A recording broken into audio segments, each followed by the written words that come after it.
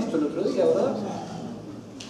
Habíamos planteado precisamente una versión expandida, podríamos llamarle, de la ley de Faraday. Lo que tenemos arriba es la ley de Faraday, de una forma diferente, una forma que revela la aparición de un campo eléctrico. Es algo que no es directo de lo que veníamos haciendo. Lo que veníamos viendo era la aparición de una FEM, una especie de fuente extra que lo que hacía era movilizar cargas, generar una corriente que se opusiera a las variaciones del flujo magnético. Cuando nos olvidamos de ese segundo elemento que sufre lo que está haciendo el campo externo, podemos decir que aparece un campo eléctrico. Es lo que hicimos el otro día, prescindir de los cables, prescindir de la espira, de esa que sufre el efecto externo. Entonces, cuando hacemos eso, aparece, cuando tenemos un sistema como este solenoide, con una corriente I de T y n vueltas por unidad de longitud, aparece un campo eléctrico. No voy a desarrollarlo en detalle porque lo hicimos el otro día. Muestro solo el ejemplo de qué es lo que ocurre cuando la corriente sube, es decir, cuando se refuerza el campo. Este es el campo creado por esa corriente. Es un campo que es B de T, porque la corriente es I de T. Y en ese sentido aparece ese campo externo, perdón, ese campo eléctrico, que también es un EDT, o podría serlo eventualmente.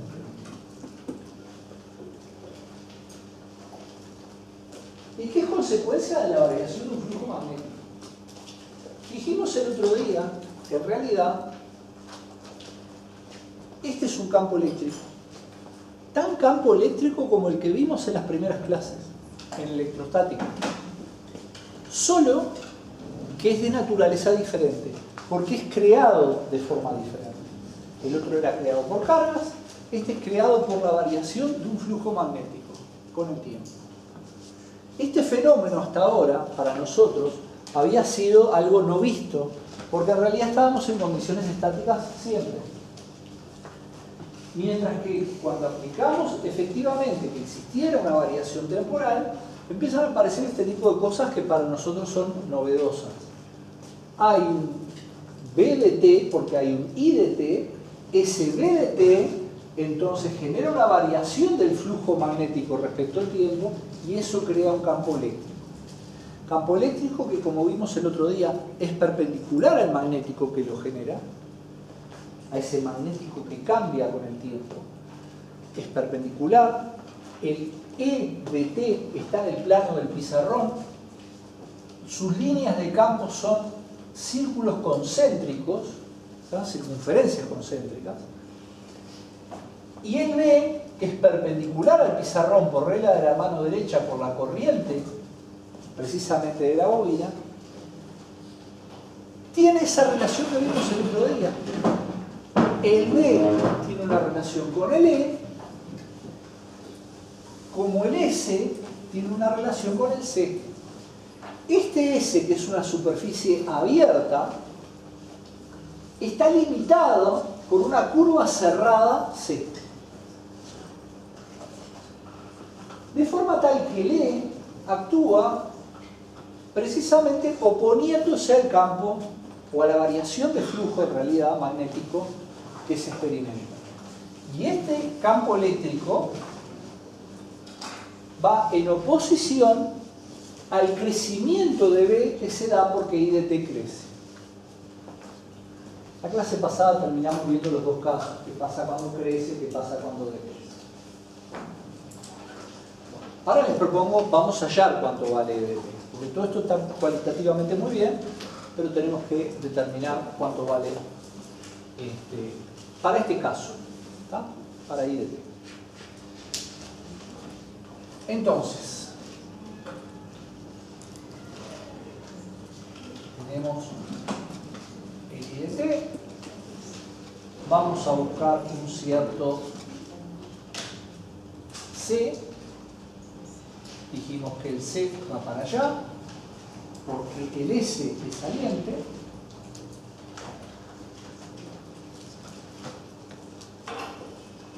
porque el B también es saliente,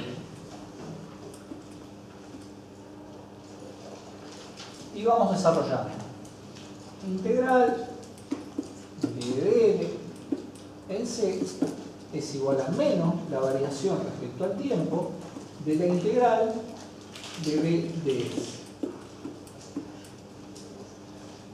Integral de L en C es menos la variación respecto al tiempo de el campo, que sabemos que es mu sub 0 n y de t, por la superficie S, que yo lo que les propongo a ustedes es poner un radio variable, ¿sí?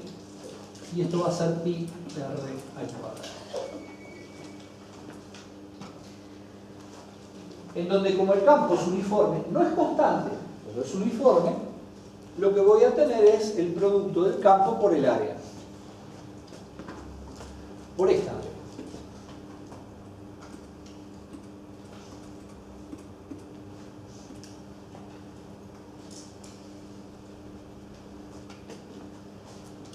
En el entendido también de que D es paralelo a DS, con lo cual el producto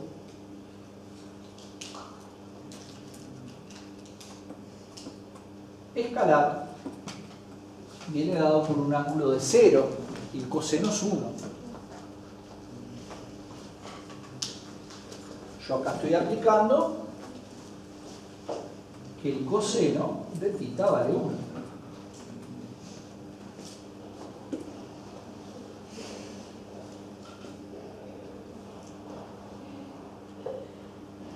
Y me queda con signo negativo,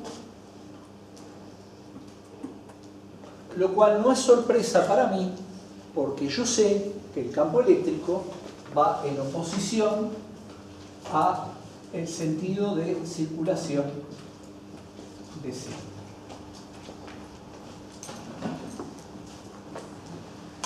Evidentemente, este signo de menos va a implicar que E y DL forman un ángulo de 180 grados. El C, por lo tanto, que era solidario al S, gira en sentido antihorario, el E gira en sentido horario.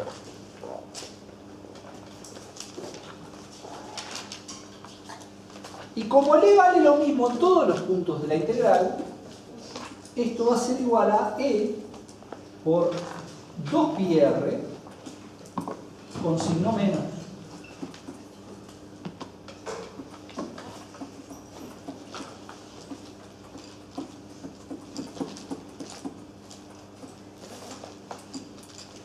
Es decir, este R es el mismo R que este, porque C y S están relacionados entre sí, porque C es la curva que limita a S.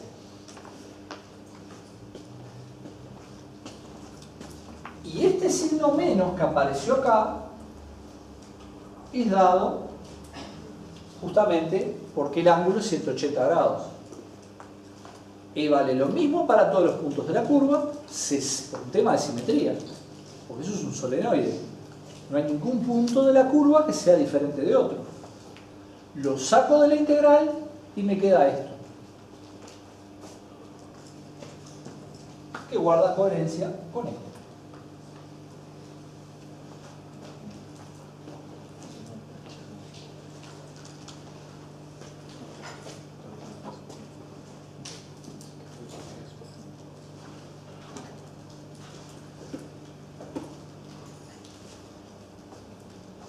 Así que entonces queda E2πr igual a mu sub 0 n pi r al cuadrado de I de t.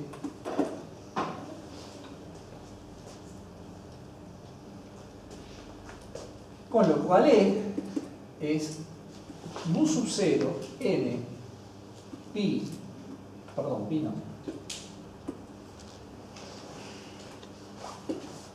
R sobre 2 de I de T. Y como yo les dije, esto es un E de T. Claro, podría pasar que la corriente, por ejemplo,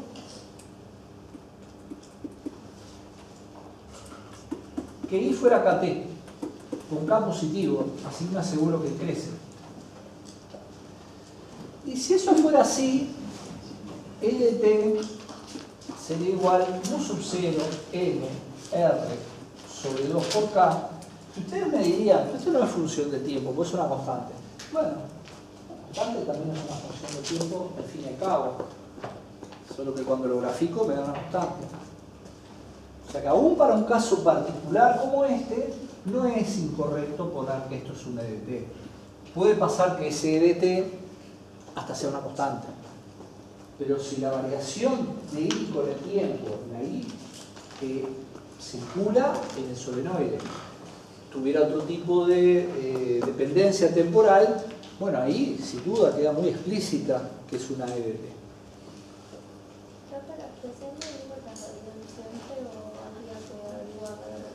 No, en ejercicio generalmente la dan. Sí, sí. Entonces, ese sería el EDT. La única variación que habría, si hubiéramos pensado, por ejemplo, I igual I sub 0 menos K por T, o sea, con una I de T decreciente, que sería el otro caso, es que me daría, bueno,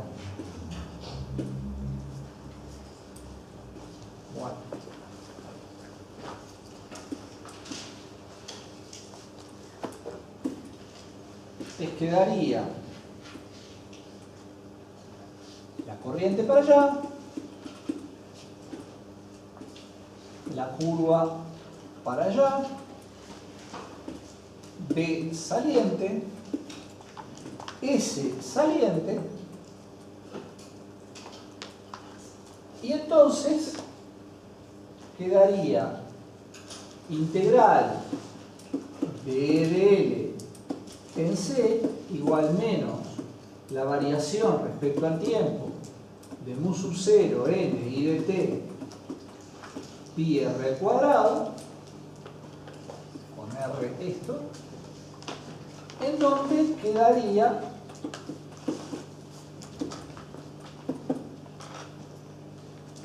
menos mu 0 n pi r al cuadrado de I de T, en donde esto sería menos K. Este menos con este menos me van a dar un más, y esto obliga a que sea paralelo a DL. Con lo cual voy a tener el E también circulando para allá. Todo muy consistente.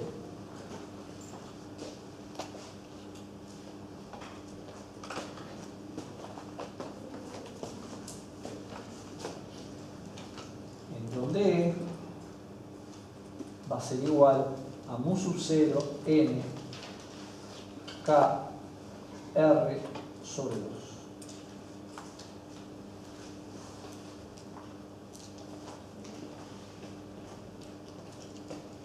Pero girando diferente. En este caso el phi lo tengo que correr para allá. Y entonces corono el resultado con el phi.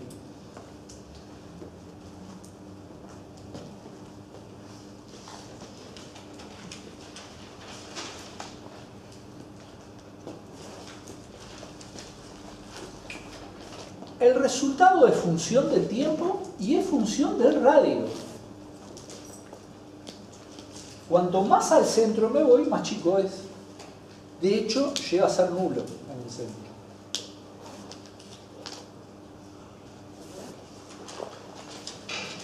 en este caso muy particular, E en función de R me da nulo en el centro y creciendo con una recta. Bueno, y después cae a 0 y sigue.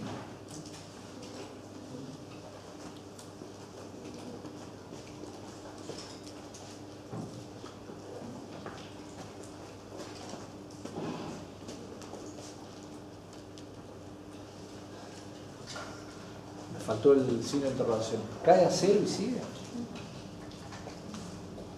Capaz que no. Capaz que tiene un valor afuera. Que el campo magnético sea nulo de un solenoide fuera del solenoide no quiere decir que este campo se vaya a 0 también. Vamos a ver en zona 2, zona exterior, cuánto valdría este campo. O sea, lo que estoy planteando es, tengo L, tengo I de T, vamos a imaginar que es capo T. Voy a plantear entonces una curva C que venga por acá, que circule de esta manera, que dé un radio R, con un R mayor que A, siendo A este radio. Una zona 2.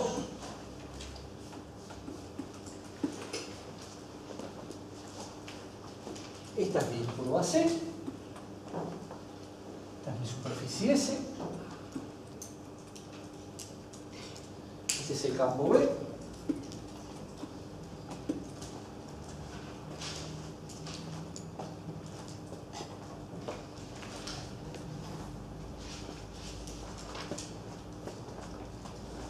Y planteamos integral de L en C igual menos la variación de la integral de B de S respecto al tiempo. Y el punto es, ¿cuánto vale esto para esa superficie S? El campo solo existe acá, el campo magnético. Afuera no hay. No importa cuán grande haga ese radio R, no voy a tener más flujo. Llegué a tope del flujo. El flujo va a ser B por pi A al cuadrado. O sea que va a ser mu sub 0 n i por pi A al cuadrado. O lo que es lo mismo, mu sub 0 n kt pi por A al cuadrado. Llegó a tope. Se saturó. Cuando C estaba dentro, por lo tanto S estaba también dentro, yo tenía, a medida que aumentaba el radio, cada vez más flujo magnético. Por un tema de área. El campo es constante, perdón, dije mal, el campo es uniforme, no es constante. Por un tema de radio tengo cada vez más flujo contenido. Sin embargo, cuando ya trasciendo la frontera del solenoide, entro en un territorio en el cual el flujo es constante. De vuelta constante no, uniforme. Constante no es, cambia con el tiempo. Pero ven que tengo mu sub 0, n, k, pi, a al cuadrado, ya no cambia más. Y este vuelve a darse de que E y DL forman 180, por las mismas razones que hoy, ¿verdad? Por el mismo argumento que hoy. Por lo tanto me queda menos E por 2 pi R, ahora sí el R variable, igual menos la variación respecto al tiempo de mu sub 0 n k t pi por A.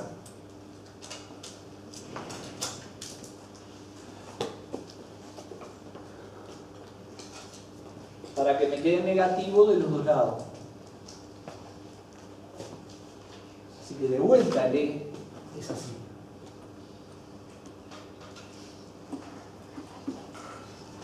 ¿Abajo es al cuadrado? Cuadrado. Tienes razón.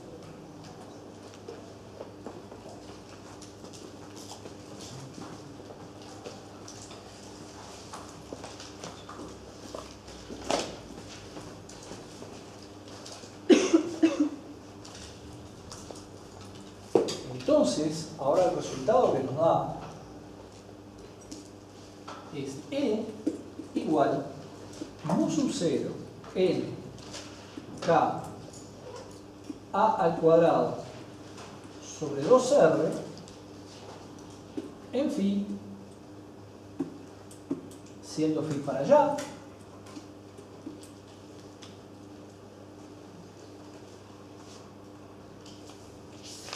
así que si ahora graficamos, y lo hacemos bien, no como hoy,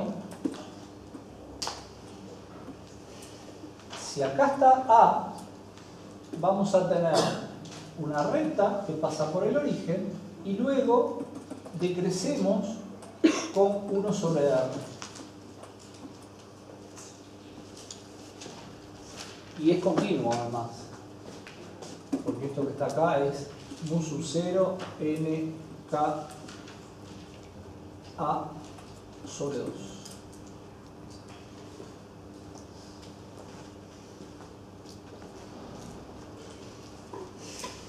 Una pregunta. Sí. ¿Por qué sacaste la P de KT en el campo? Porque ya hice la derivada.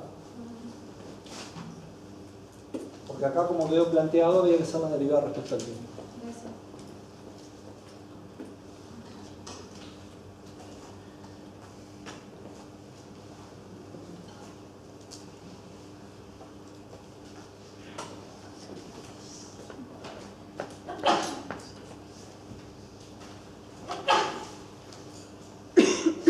Así que si yo hago una forma gráfica de ver esto, trato de hacerla, tengo el solenoide, radio A, sí, claro.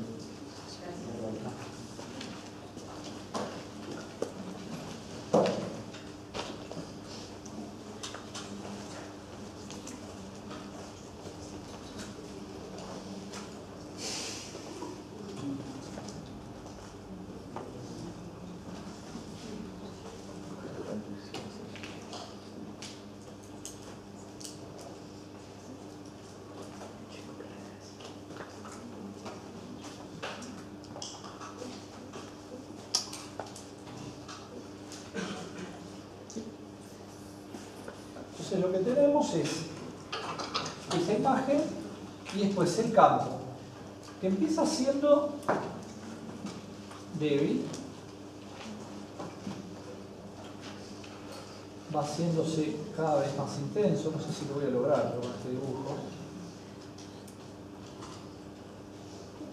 Qué dibujo espectacular. Y después empieza a caerse para afuera y va siendo cada vez más débil. Bueno, la intención es probar.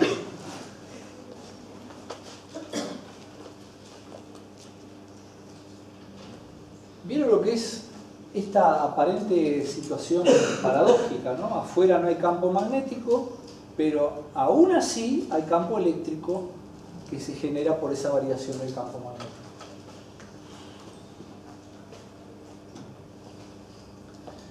Bueno, y ahora les propongo mover cargas.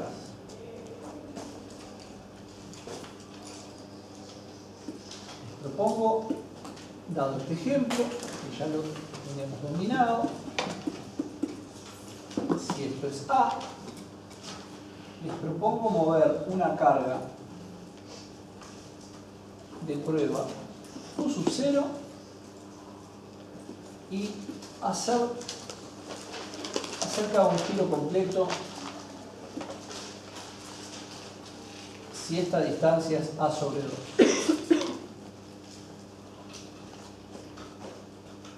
Sea una carga Q sub 0 en un sistema solenoide con una corriente IDT que se le hace hacer un giro completo en torno al eje sobre el aire a través de un radio A sobre 2. Si nosotros venimos con lo que sabíamos antes, la respuesta es 0. Campo conservativo, parto de un punto, termino en el mismo punto, vale 0. No, pero este no es conservativo. Este no lo es. Entonces el trabajo que vamos a hacer es la integral de f de x o f de l, en donde el dl, y hasta importa qué sentido de giro le demos. Vamos a imaginar que I de t es k por t, con lo cual tenemos un I de t creciente, con lo cual el campo eléctrico ya sabemos que es para allá. Les propongo que hagamos ese giro como muestra esa flecha, solidario con él.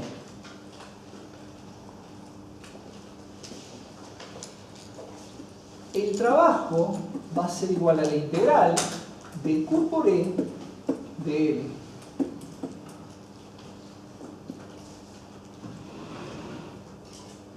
Y el ángulo de E y de L, por como elegimos, vale 0, con lo cual el coseno de θ vale 1. Pero se dan cuenta que si lo hiciéramos girar al revés, cambia el signo.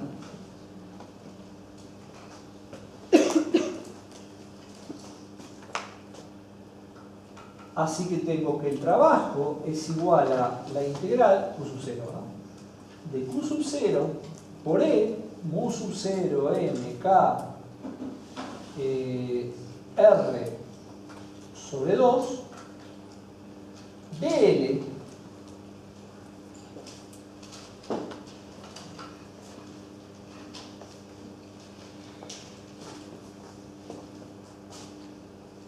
entre 0 y 2pi 1 sobre 2.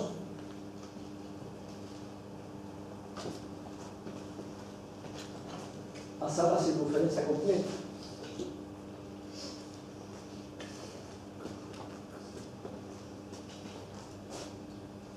Todo esto es constante. Lo sacamos de la integral.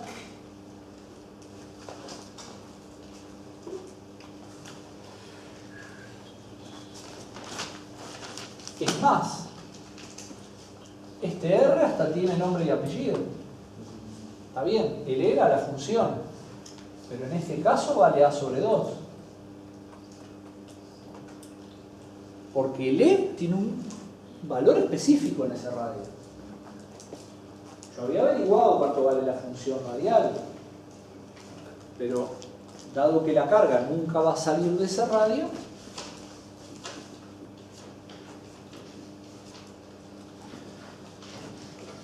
así que el resultado final queda trabajo igual. Ya la verdad que estoy viejo. Q sub 0, mu sub 0, n, k, a sobre 2 por 2pi a sobre 2. Fíjense si no le erré. Así que el trabajo va a ser Q sub 0, mu sub 0, m, k al cuadrado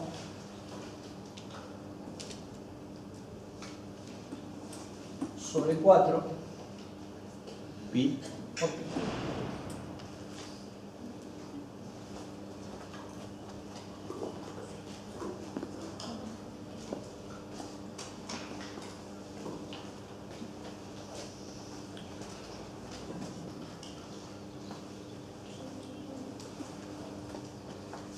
Yo hubiera hecho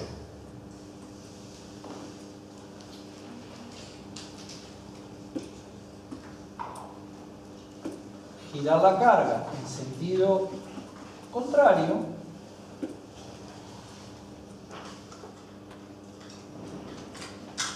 me hubiera quedado menos Q0, mu 0, nk pi al cuadrado suelta.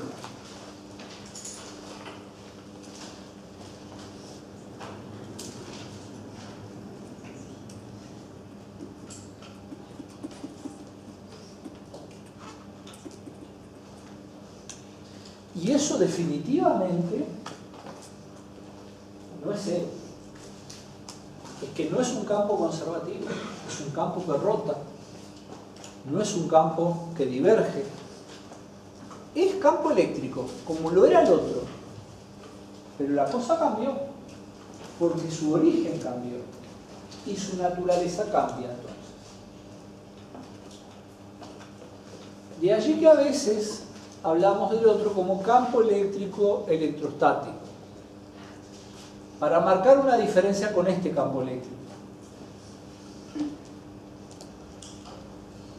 producido por inducción. Por eso este tema se llama inducción electromagnética. Es la primera vez que conectamos los dos campos. Bueno, muy bien, entonces nunca va a valer cero eso. Porque como no es conservativo, tomo de nuevo este sistema que ya lo conozco.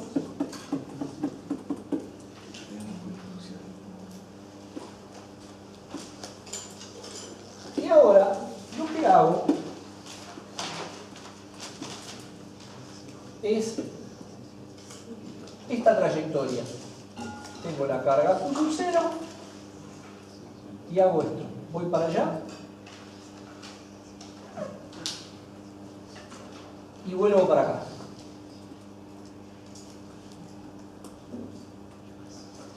Paso por el origen. Esta distancia es A sobre 2 y esta es A sobre 2. Parece lo mismo. Partimos de un punto y volvemos al mismo punto, solo que este es distinto. El otro era una trayectoria tangencial, esta es una trayectoria radial. Para eso es necesario, voy a poner solamente una línea de campo eléctrico. Por ejemplo esto, que sabemos que va así. Pero lo que a nosotros nos importa ahora es la trayectoria roja, que es la que le pedimos a la carga que haga. En esa trayectoria roja, el campo es así y el campo es así. Es tangente a las líneas del campo. En particular, en esos dos puntos apunta hacia arriba, a la izquierda, y hacia abajo, a la derecha.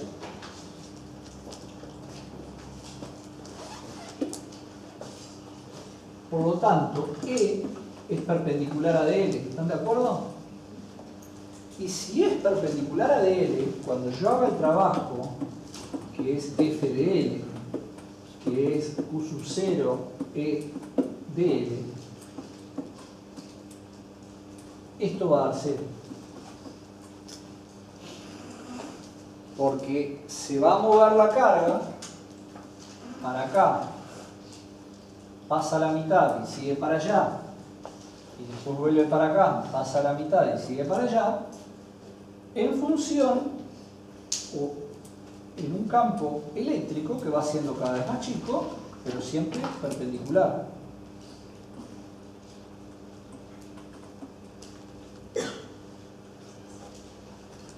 Así que tampoco es verdad que nunca sea 0.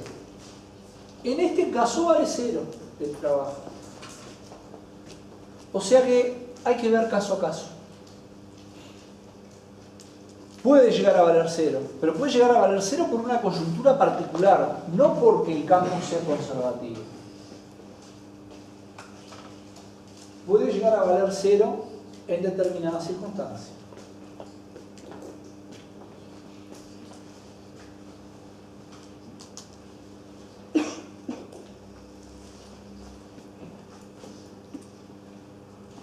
Con lo cual, por ejemplo, podemos resolver ahora un caso mixto.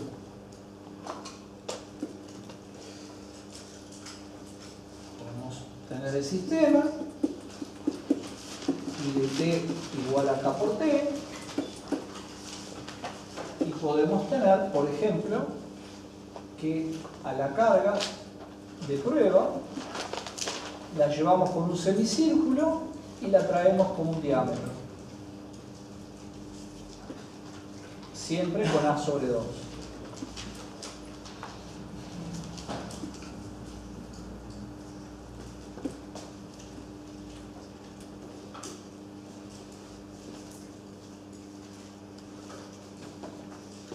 Yo sé, por lo que dije recién, que en esta trayectoria el trabajo vale 0. Incluso hasta le podría poner nombres y decirle, la llevo desde A hacia B como un círculo y la devuelvo de B hacia A. Con lo cual, trabajo igual al trabajo de AB más el trabajo de BA, y este vale 0.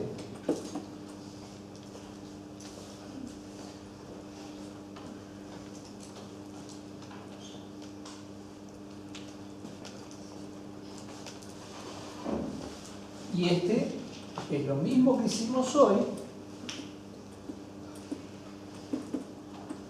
solo que integramos de 0 a pi a sobre 2.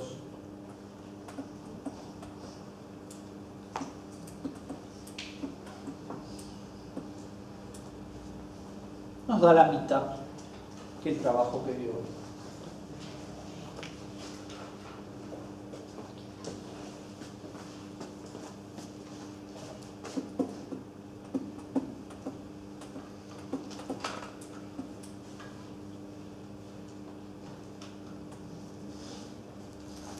No le erré, es eso.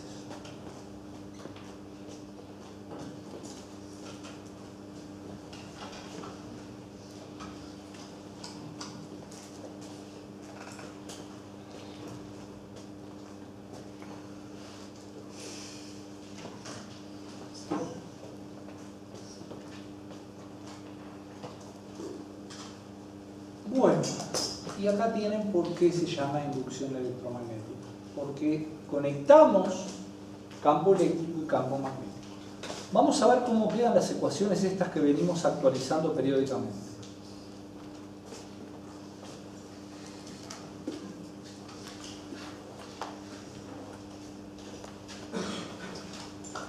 Y vamos, integral de ds en s igual carga total sobre epsilon c. Que la expresión diferencial, que la divergencia de E igual ρ total sobre epsilon c. Después teníamos integral de B de S en S valía 0, divergencia de B vale 0 porque no existe el monopolo magnético. Después teníamos integral de B de L en C mu sub 0 y total, que su expresión diferencial era rotacional de B igual mu sub 0 j-t.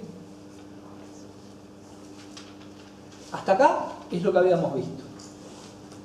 Y si ustedes se acuerdan, acá teníamos que la integral de curva cerrada de E valía 0 y que el rotacional valía 0. Ahora, nuevo,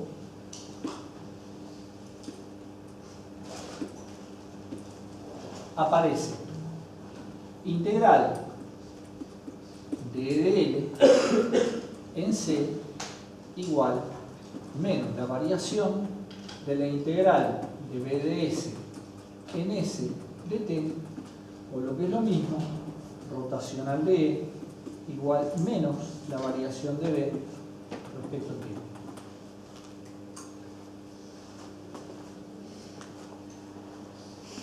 Ese es el aporte que nos dio esta unidad, el aporte que nos dio Faraday.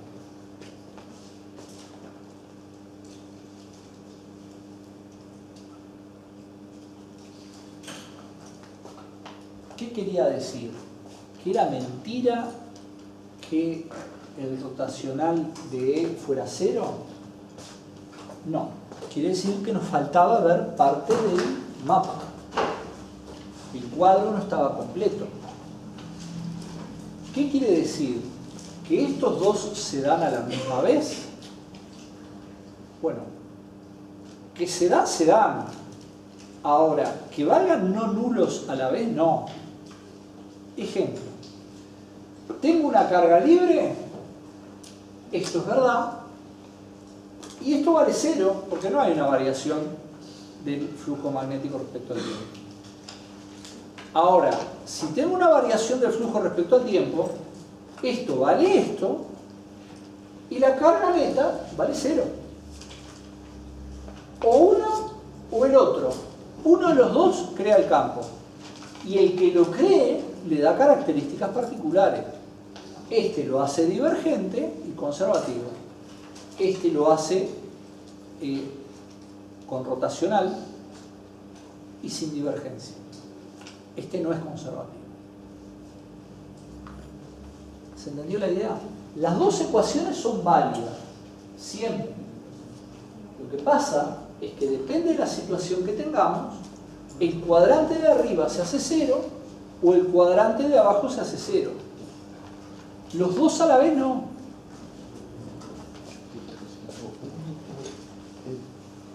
¿Se entendió todo esto? Sí. ¿Podrías repetir? ¿Cómo no? Con mucho gusto. Habíamos dado como una verdad que este cuadrante era válido y que acá abajo esto era igual a 0 y esto era igual a 0. Esa era la verdad que nosotros habíamos hecho. Y no es que fuera mentira, es que nos mostraba una visión parcial de la realidad, que era cuando había carga. Hay otra realidad, que la vimos en nuestras clases, que es cuando no hay carga, con lo cual esto es 0 y esto es 0, y lo que hay es una variación de flujo magnético. Este que valía 0, ahora deja de ser 0. Y pasa a ser 0 el de arriba.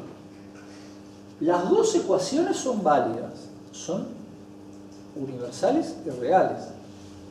Simplemente que depende de la situación particular, se va a dar que haya carga y me genere un E, o que haya variación de flujo y me genere un E. No se van a dar las dos a la vez. Con lo cual sigue existiendo un campo eléctrico conservativo con esto 0, que es cuando hay carga. Fue muy verdad todo lo que digo. Pero en esta unidad también es muy verdad lo que dimos. Porque cuando tengo una variación de flujo, aparece un campo eléctrico que dejó de ser conservativo. Porque yo ya acá, esto no vale 0. Y lo que sí va a ser 0 es su divergencia. No diverge. Las líneas de campo ustedes la vieron, rotan, giran. Entonces, estamos empezando a tener el cuadro más completo. Distintas situaciones, aparece un campo eléctrico o aparece el otro. ¿Hay cargas? Campo eléctrico conservativo, divergente. ¿No hay cargas? ¿Hay variación de flujo magnético? Aparece un campo eléctrico que es no divergente y que rota. Puede darse uno, puede darse el otro. Cuando se dé uno, el otro va a valer 0. Cuando se dé este va a ser 0. Cuando se dé este va a ser 0.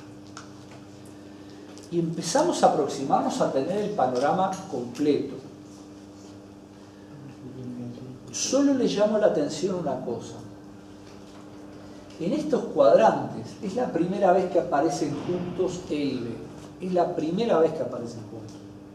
Hasta ahora eso no se daba. Parecía que eran compartimentos estancos. Yo estoy teniendo la aparición de un campo eléctrico cuando B cambia con el tiempo. ¿Será que aparecerá en algún momento en este cuadrante, o en algún cuadrante de estos, no sé, que cuando E cambie con el tiempo me genere un B? Y ahí terminamos llamado electromagnetismo. Como dicen las series, continuará. Bueno, arrancamos con la siguiente unidad, que es propiedades eléctricas de la materia.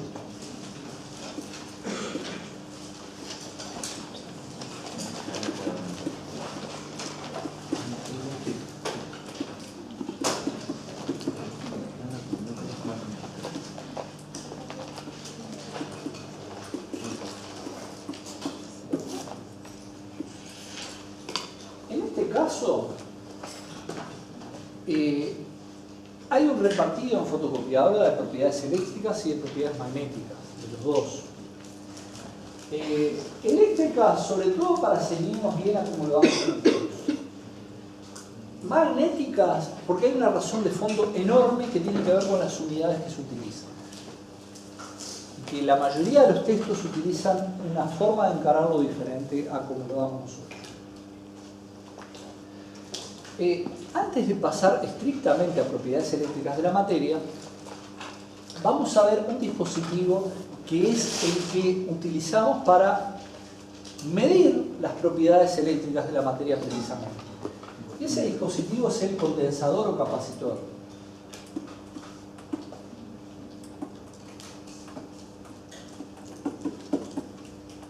Es un dispositivo con cargas iguales y opuestas,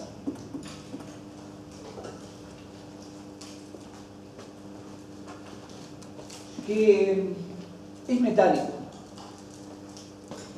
Esa chapa que está arriba y la chapa que está abajo son metálicos. Vale decir, yo puedo mover esas cargas. Estas cargas más Q y menos Q son cargas libres, porque en un metal yo puedo mover las cargas como quiero. Bueno, hay distintas geometrías de capacitores.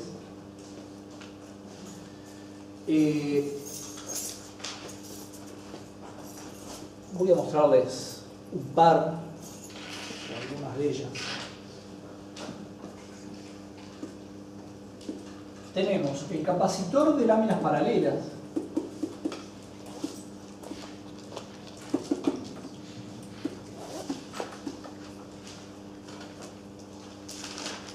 que si lo miro de costado es así. Tiene una distancia característica D, un área A, pero en realidad esto puede querer decir esto, donde el área A sea círculos. Ahí le puse un poquito de perspectiva, ¿sí? O hasta puede querer decir esto.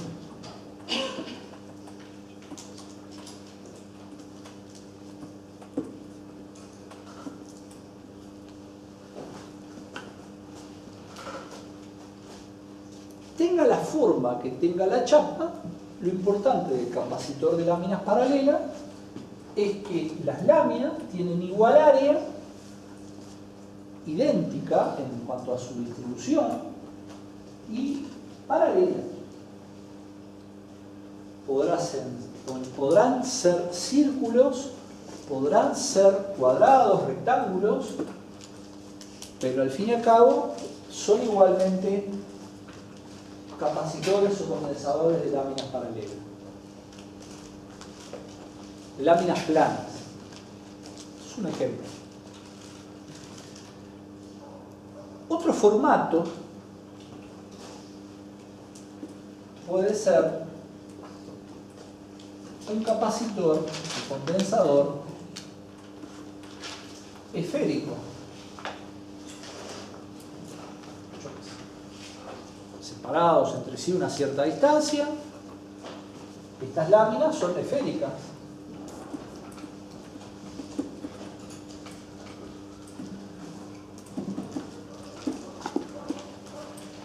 O pueden ser cilíndricos.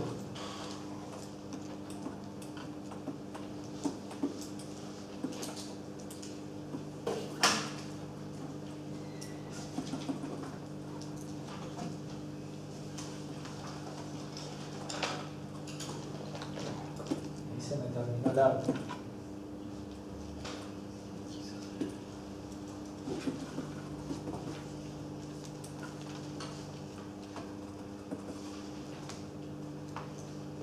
No tengo otra manera de dibujarlo, porque esférico, mírelo como lo mire. El cilíndrico sí permite una segunda visión.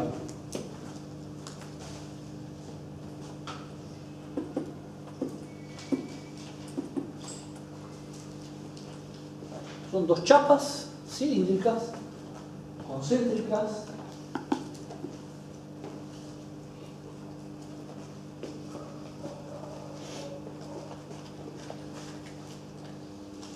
Yo en buena medida todo lo que voy a demostrar lo voy a demostrar para un tipo, que es el de láminas paralelas, para medio de ir coherente con lo que estamos haciendo. Entonces, lo que les propongo es estudiar un capacitor de láminas paralelas. No sé qué dice.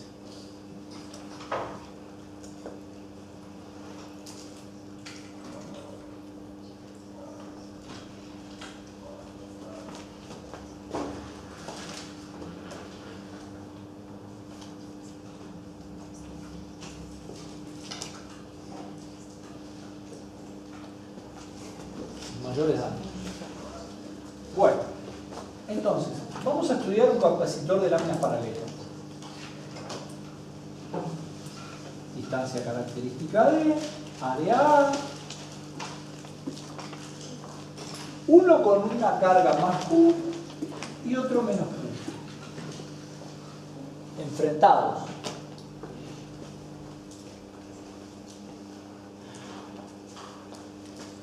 Vamos a poner las líneas de carga de más Q. Las líneas de campo, perdón. De más Q. Que si a ustedes les parece, van a ser así, ¿verdad? Estoy saliendo del positivo para un lado y para el otro.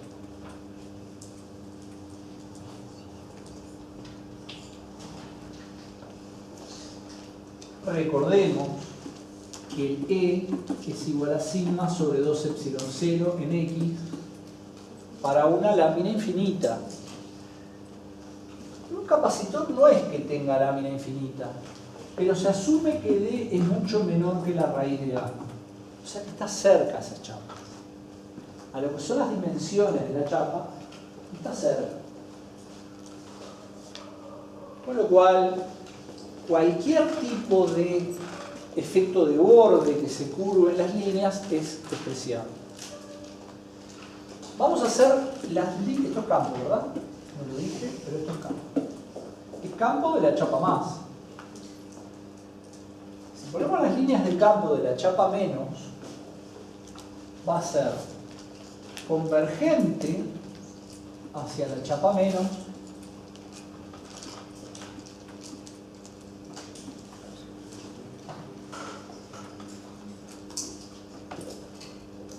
y en la misma cantidad. Yo acá tengo que escaparme un poquito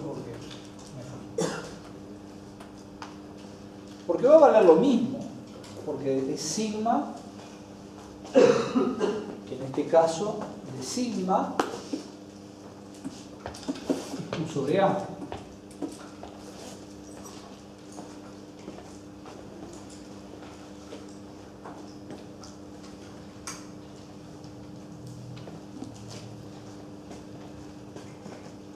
Yo les pregunto a ustedes si yo llamo a esto zona 1, 2 y 3. ¿En dónde les parece que el campo vale 0? ¿O puede llegar a valer 0? En 1 y en 3. O sea, afuera. Afuera se vuelve 0. Y adentro como que se refuerza. ¿Sí? Sí, efectivamente, un capacitor tiene un campo eléctrico restringido, circunscripto a la zona entre las láminas, anulándose fuera del mismo. Es un campo eléctrico uniforme, restringido a las láminas. Uniforme este que es de láminas paralelas. No, ese concepto no es válido para el circular o el cilindro. Perdón, para el esférico o el cilindro. Bueno, entonces lo que tenemos que ver es cuánto vale el campo en zona 2, que es el único lugar en donde tenemos campo.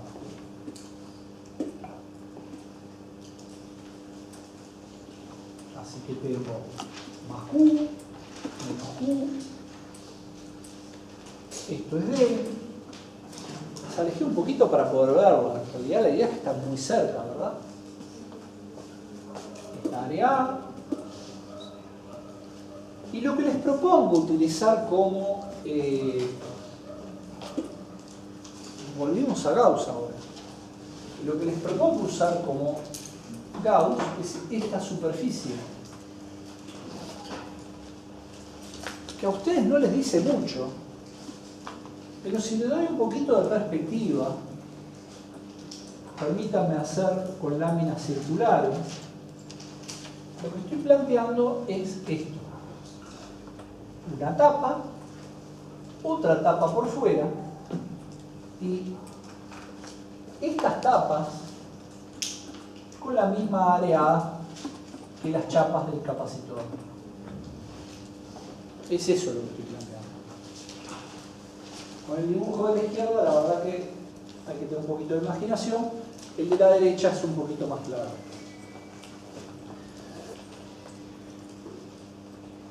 Y solo voy a tener campo acá, de la chapa positiva a la negativa, en zona 2. Con lo cual, si lo miro con este dibujo,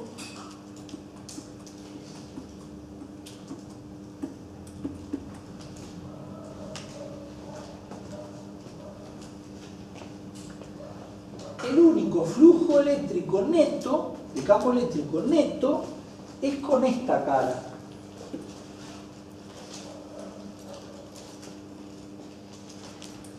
Con esta.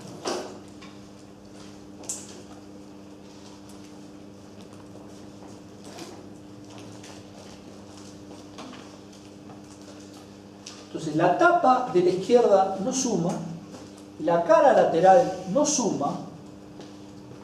Cuando yo hago integral de E de S en S es igual a la integral de E de S en esta que le podemos llamar S1 si quieren.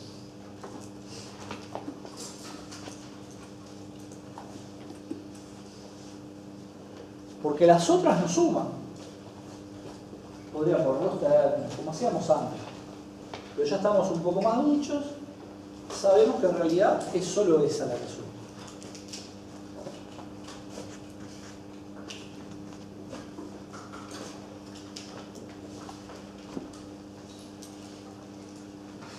¿Y cuál es la carga total que encierra esa gaussiana? Esta. ¿Qué cuánto vale? Más Q. Es más Q. Así que entonces, integral de S en S, carga total encerrada sobre epsilon 0, pasa a ser E por A, porque esa superficie S1 es A,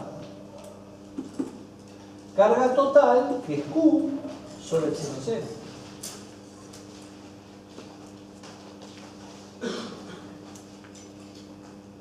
Por cómo construí la curva, la superficie S, esa tapa también tiene área A.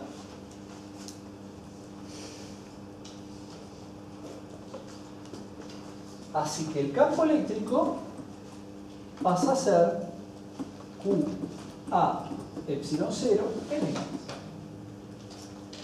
O lo que es lo mismo, sigma sobre epsilon 0 en X. Más Q, menos Q, campo eléctrico.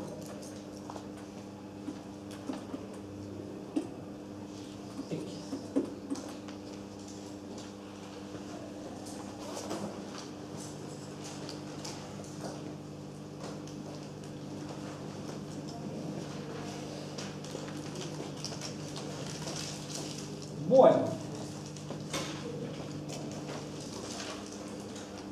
esto que acabamos de ver es un tipo de configuración que tiene este capacitor. Esto que acabamos de ver es todo a carga constante.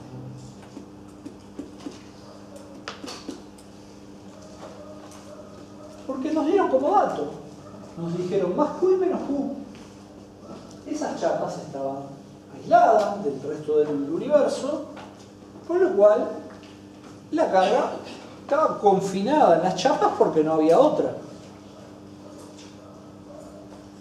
Sin embargo, hay una segunda configuración. Porque por algo yo les dije a ustedes que esas chapas tienen que ser metálicas, se tienen que poder mover las cargas. Y esa segunda configuración es a potencial constante.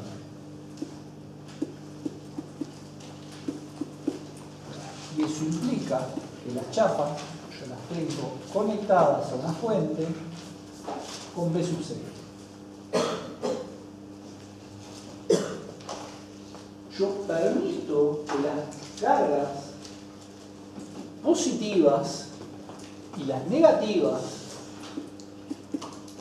se movilicen hasta alcanzar una nueva situación en donde B0 es la diferencia potencial entre las dos láminas.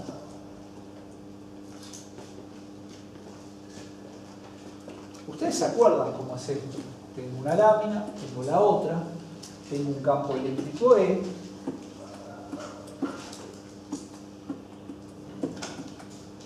y tenía, si ustedes se acuerdan, equipotenciales que eran superficies que venían acá.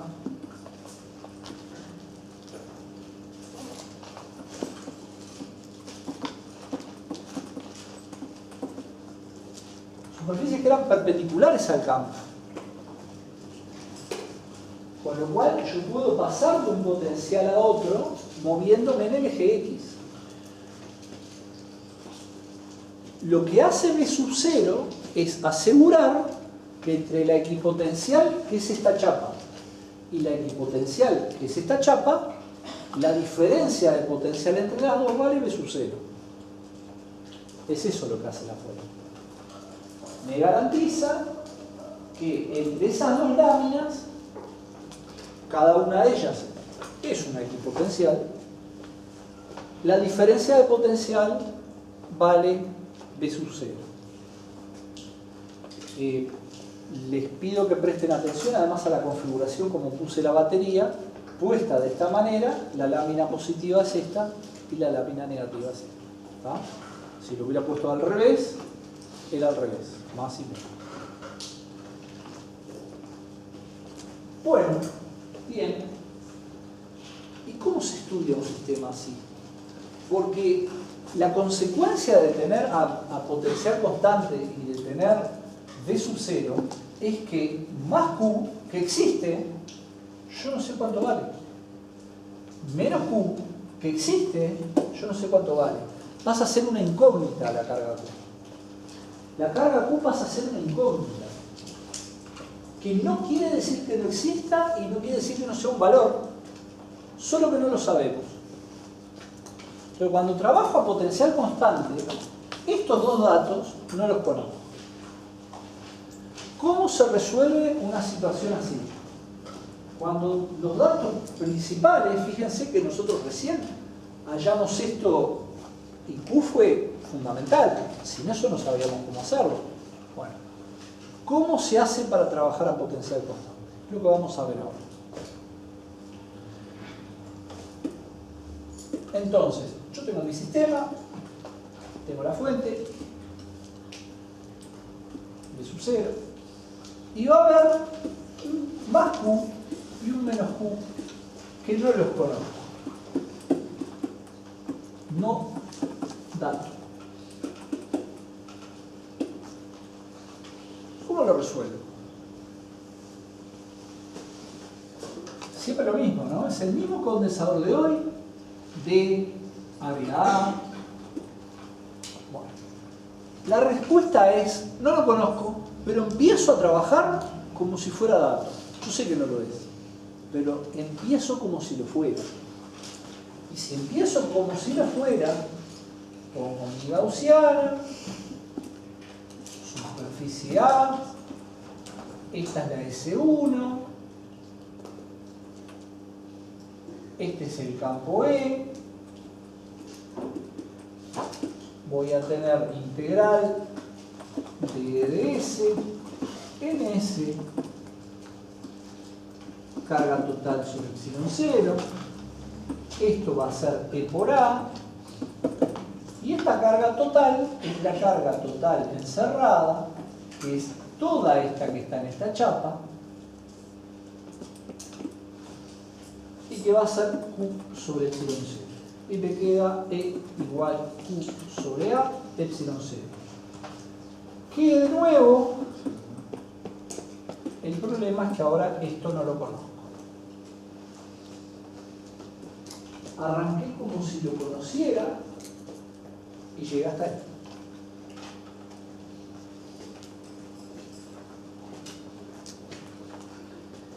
El paso siguiente es efectivamente imponer esto. SB sub 0. Porque ahora conozco el campo. No conoceré Q, pero conozco el campo en función de Q. Entonces,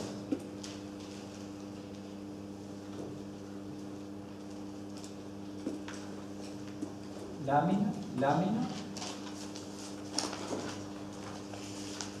de 0, y voy a tener el X hacia allá. Y voy a poner X igual 0 acá. Y voy a arrancar con que yo sé que la función potencial es menos integral de L en una determinada trayectoria.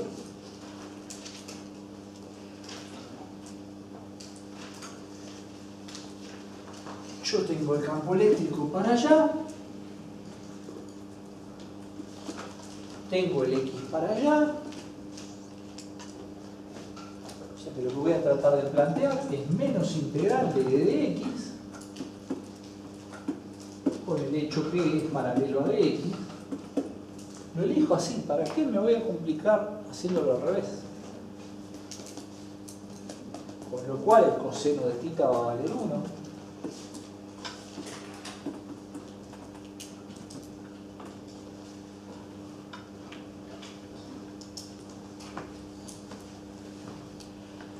Y ahora analizo esto y digo,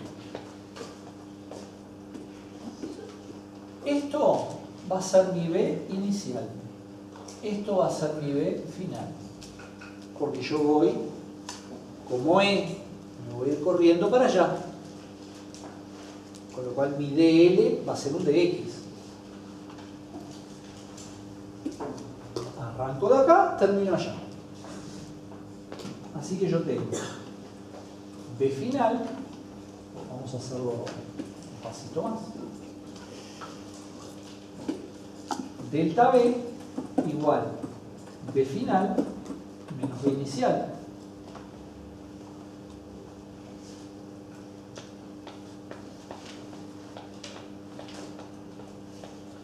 Les pregunto, ¿cuál lámina les parece a ustedes que está a un potencial más grande?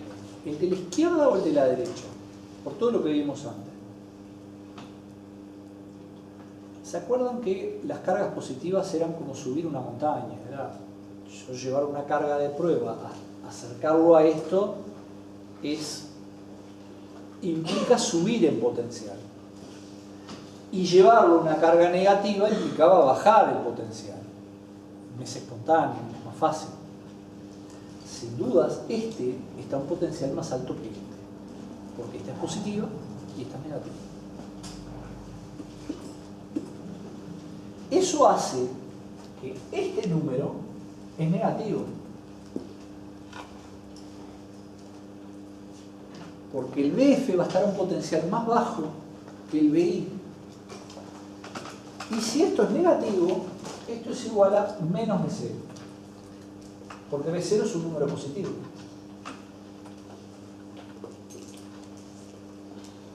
Entonces, cuando ustedes ven ejercicios de este tipo y ven que les ponen igual menos B0, sale de ahí.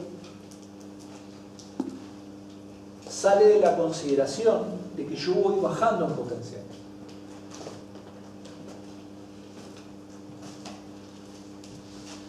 Entonces,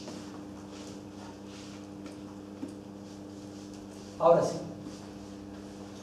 Menos B0 es igual a menos integral. Recuerda, esto es de F menos BI. Esto es delta B. Es igual a menos integral de dx, pongamos de todo, ya se lo vamos a sacar, que es menos integral de q sobre a epsilon 0 de x entre 0 y d. Mi origen estaba en la chapa de la izquierda, la positiva, y recorro d hasta llegar a la otra. Así que menos b0 es igual a menos q a epsilon 0 por d, o sea que,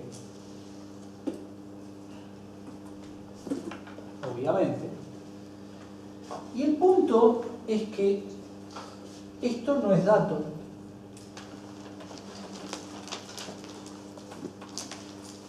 Pero todo lo demás sí. Y ahora puedo hallar cuánto valía Q, que yo no sabía. Ahora sí puedo decir que Q es igual a B0 a epsilon 0 sobre D.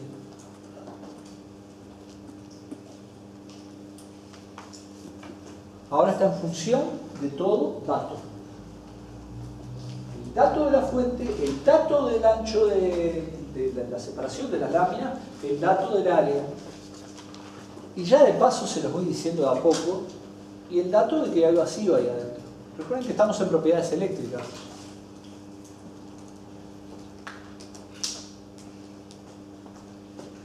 De hecho, defino C como Q sobre B, que es igual, en este caso, a epsilon 0 sobre D,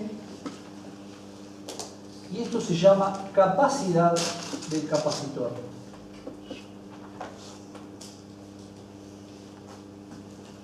La capacidad de un capacitor viene dado por la fabricación del capacitor. Si yo tengo un capacitor de láminas paralelas de área A, separación D y que tiene vacío, tiene esa capacidad. La unidad de capacidad es el Faraday.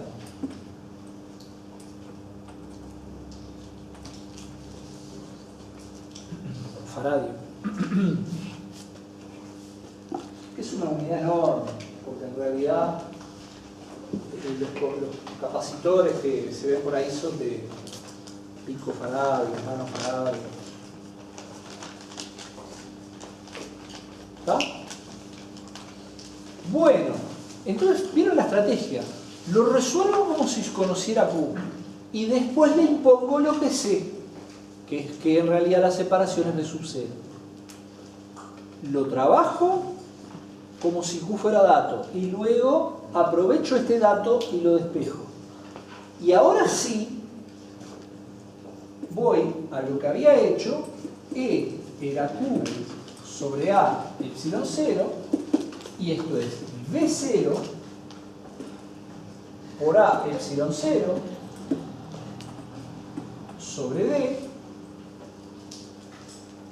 por 1 sobre A epsilon 0. Esto era Q y esto es E. Con lo cual queda E igual B0 sobre D. Este sí es el resultado. Porque ahora que sé cuánto vale Q, mi obligación es sustituirlo.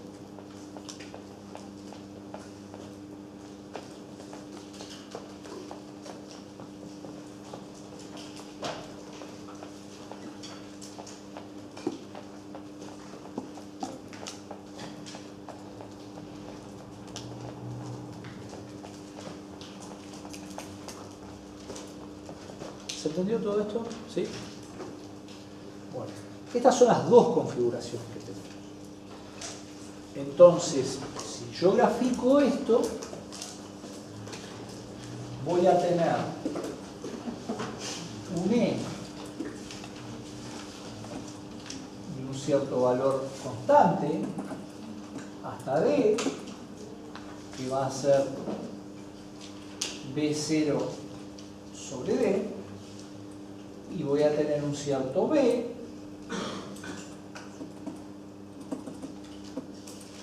que va a bajar con la ecuación de una recta que puede pasar por el origen o no. Si dijo que valga 0 el potencial de la lámina a la izquierda, pasa por el origen, con pendiente negativa, cuyo valor es B sub 0.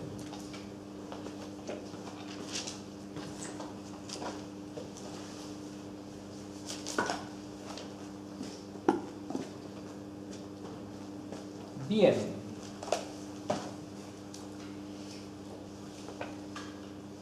Visto cómo es el sistema, ahora puedo empezar a ponerle cosas adentro, porque en definitiva mi objetivo es ponerle materiales adentro. Les propongo ponerle una barra metálica adentro. Lo que les propongo es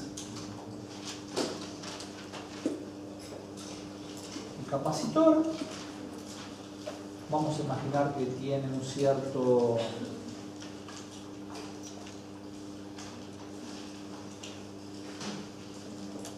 vamos a darle fuente. Vamos a ver. Y vamos a poner una barra acá en el medio. Acá. Esto es metal.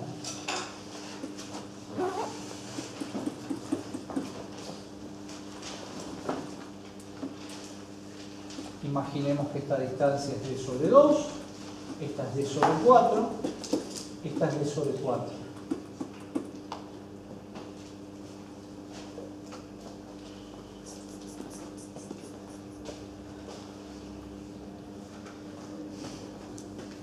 Si lo dibujo con perspectiva, tengo las láminas, A y A, y tengo el metal puesto acá. Como una moneda gruesa.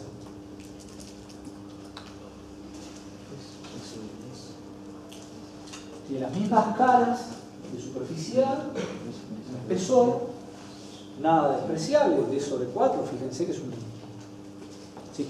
No es el D sobre 4 de la izquierda y de la derecha, no es ese. Sí. ¿No tiene que ser D sobre 2 o no? La suma de estos dos es D sobre 2. Ah, pensé que estaba así la lámina. Esto es D sobre 4. Esto es D sobre 4. Ah, está. Claro, pensé que era infinitesimal. No, es grueso, grueso mismo. Vamos a ver qué es lo que pasa acá. Es un metal. ¿Qué quiere decir que es un metal? Quiere decir que tiene una cantera inagotable de cargas. Expresión que se usa en el pueblo uruguayo. De cargas. Preciso cargas y saco de ahí todas las que quiera. Es un metal. Imagínense a electrón por átomo. Por ejemplo, en el caso del cobre. Imagínense que hay un mol. Bueno, tenemos 10 a la 23 electrones disponibles para mover. Por grande que sea más Q y menos Q, estamos muy lejos de eso. Entonces, ¿qué es lo que ocurre con este metal? Cuando lo enfrento a esta carga más Q y a esa carga menos Q, esa cantera inagotable de cargas va a llevar cargas negativas a esta superficie y positivas a esta. En forma espontánea, simplemente porque están allí y les enfrenté una carga. Por un tema simple de Coulomb, de repulsión y de atracción, se desdoblan de esa manera. ¿Cuántas? Respuesta, tantas como necesite. ¿Y cuántas necesito? Y la misma cantidad que enfrenta. Menos Q y más Q. Entonces yo generé un par de superficies extra que no tenía de cargas negativa y positiva que se enfrentan a sus opuestos. Negativa de este lado, positiva de este lado. Bueno, entonces el sistema es así ahora. Podemos hacer algo un poco menos rayado, con un poquito más de... Ahora queda un poquito más en escala. Estas que están acá son cargas libres, porque son de una chapa, pues un capacitor. El celito está de más. Estas que están acá, misma cantidad, 3, 4, 5. También son libres. Pero las de adentro también son libres, porque también es metálico la barra esa. Y se enfrentan en la misma cantidad hasta estabilizar la situación.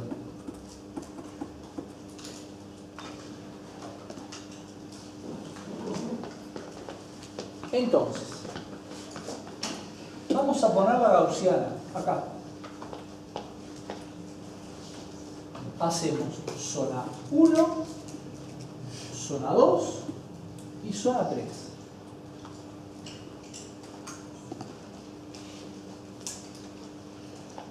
En zona 1,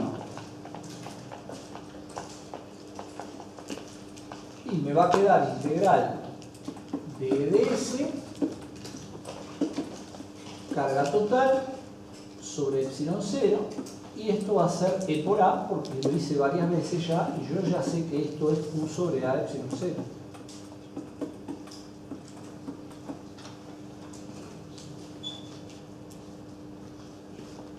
Sí.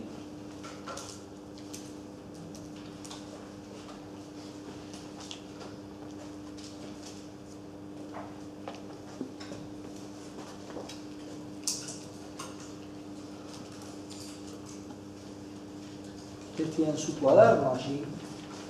Yo me voy a tomar la libertad por ahora de hacer esto. Hacemos de cuenta que lo dibujé de nuevo. Y lo que les propongo es ver zona 3.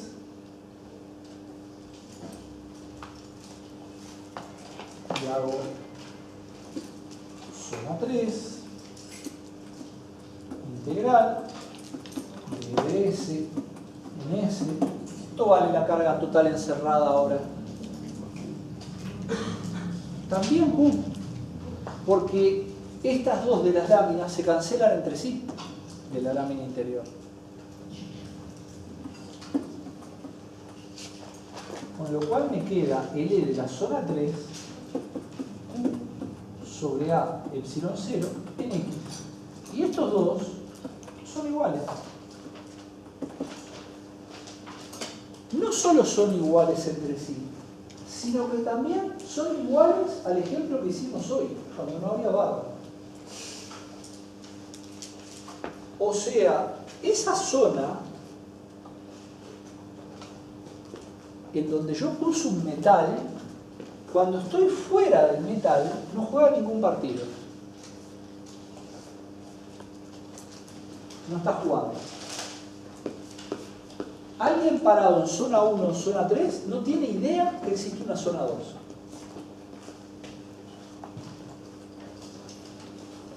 Ahora sí, les propongo hacer zona 2. Lámina más Q, lámina menos Q, barra metálica, menos Q, más Q, gaussiana. Esta es la cara activa S1.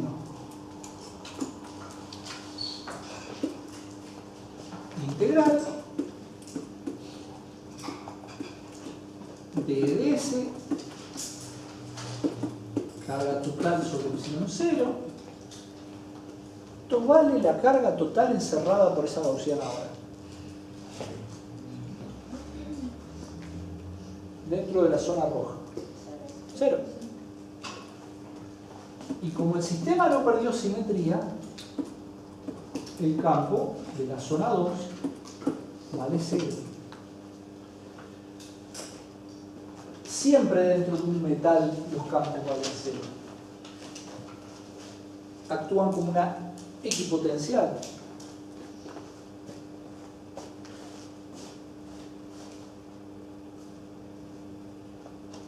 Actúan como una equipotencial.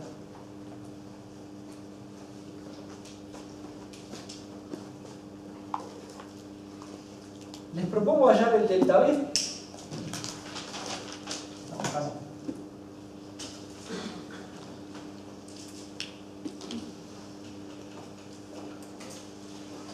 ¿Cuánto vale el delta B?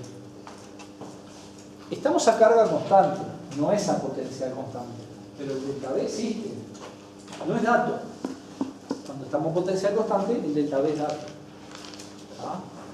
En este juego que yo tengo de Q sobre B igual capacidad, cuando trabajo a carga constante me dicen esto, cuando trabajo a potencial constante me dicen esto.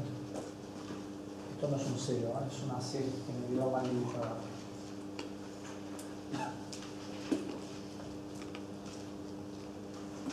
En ese triángulo, C es el dato de cómo es el capacitor, es un dato de fabricación. En ese triángulo, cuando me dan a carga constante, está todo determinado. Cuando me dan a potencial constante, está todo determinado. Pero aún cuando estoy a carga constante, como acá, el capacitor está libre, está cortado estos cables, de todas maneras hay un delta B. Vamos allá.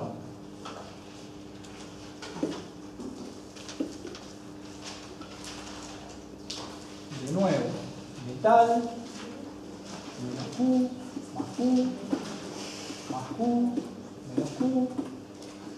Parto desde 0, desde acá. X es para allá. Esto es D. Esto es D sobre 2. Esto es 3/4 D.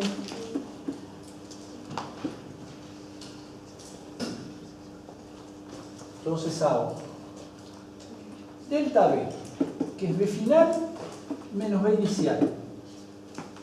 El B final es este de acá, el B inicial es este de acá. Delta B es igual a menos integral de dx menos integral de dx menos integral de dx entre 0 y d sobre 2, con lo cual este es el de zona 1. Entre d sobre 2 y 3/4 d, este es el de zona 2. Entre 3/4 d y d, y este es el de zona 3.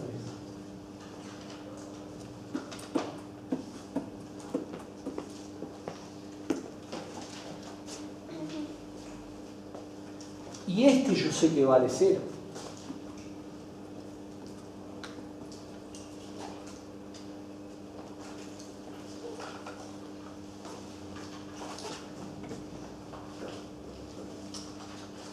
Así que esto me va a dar, con esto estamos terminando, delta B igual Q sobre A epsilon 0 D sobre 2 con signo menos Q sobre A epsilon 0 D sobre 4. Este es el de la 1 y este es el de la 3. O sea, menos Q A epsilon 0 3/4 D.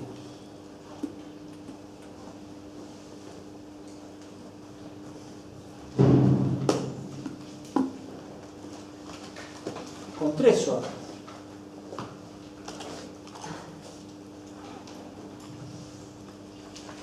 Así que si grafico,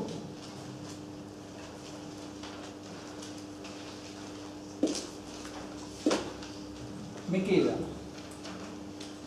potencial contra E hasta D. Acá hice bajo, mantengo estable y vuelvo a bajar con la misma pendiente. En realidad no me quedó muy bien el dibujo porque está fuera de toda proporción. A ver, D sobre 2, 3/4 D, ahora sí. Entonces, bajo hasta acá, llego hasta aquí, hago constante y vuelvo a bajar con la misma pendiente.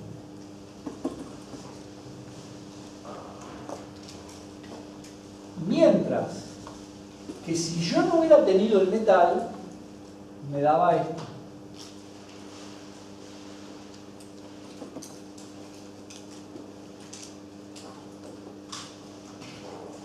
Que no lo calculé, pero lo pueden hacer ustedes, es una zona sola. Esto que está acá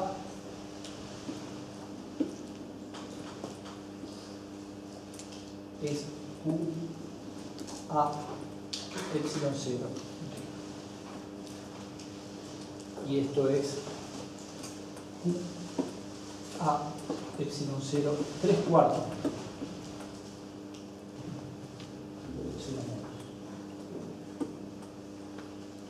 Así que el metal actuó como una especie de paréntesis.